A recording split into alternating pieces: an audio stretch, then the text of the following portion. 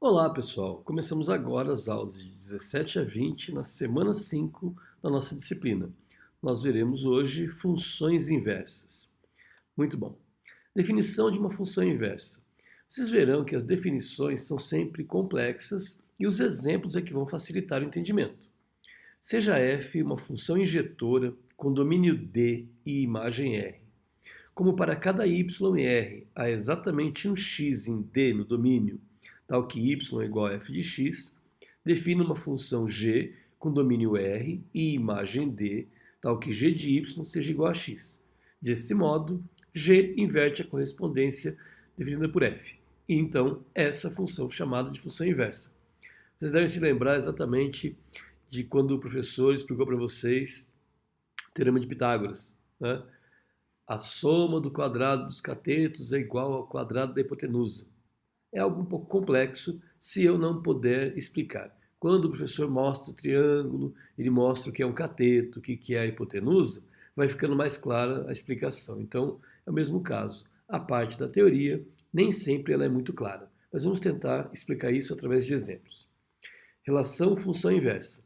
Se g é a função inversa de f, então, de acordo com a definição dada, g de f de x é igual a x para todo x em D e f de g de y é igual a y para todo y em R. Notação para funções inversas. Se f é uma função injetora com domínio D e imagem R, então a função inversa de f com domínio R e imagem D é geralmente denotada por f elevado a menos 1. Logo, f elevado a menos 1 é também injetora e x é igual a f elevado a menos 1 de y, se e somente se y for igual a x. Com essa notação, a relação função inversa torna-se f de menos 1 de f de x é x, para todo x pertencente a D, e f de menos 1 y é igual a y, para todo y pertencente a R. Essa figura aqui mostra uma relação de f e a função inversa. A função f vai do domínio para a imagem e a função inversa ela vai da imagem para o domínio. Só que aí o domínio f menos 1, ou seja, o domínio da função inversa, é a imagem de f e a imagem da inversa é o domínio de f. Muito bem. Primeiro exemplo que nós podemos trabalhar.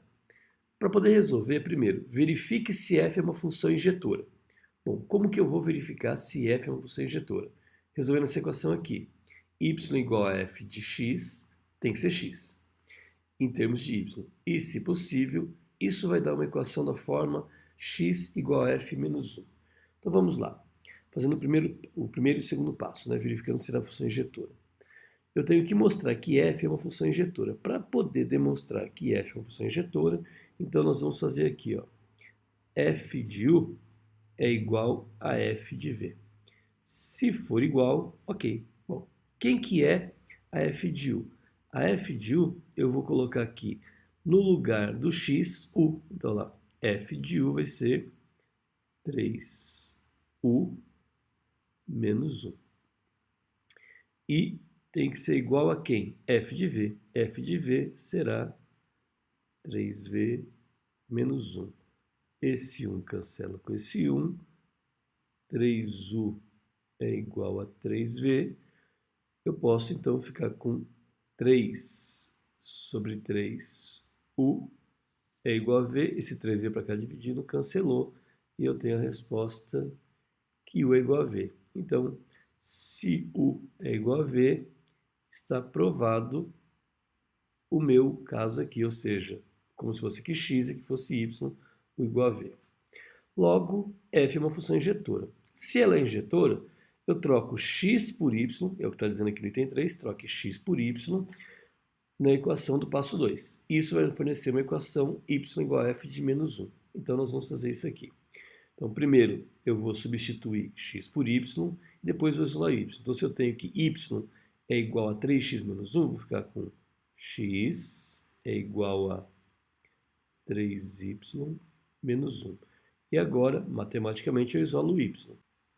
X mais 1 é igual a 3y. Portanto, x mais 1 sobre 3 é igual a y. Então, eu tenho que f a menos 1 de x é igual a y, que é igual a x mais 1 sobre 3. Logo, a função inversa é x mais 1 sobre 3.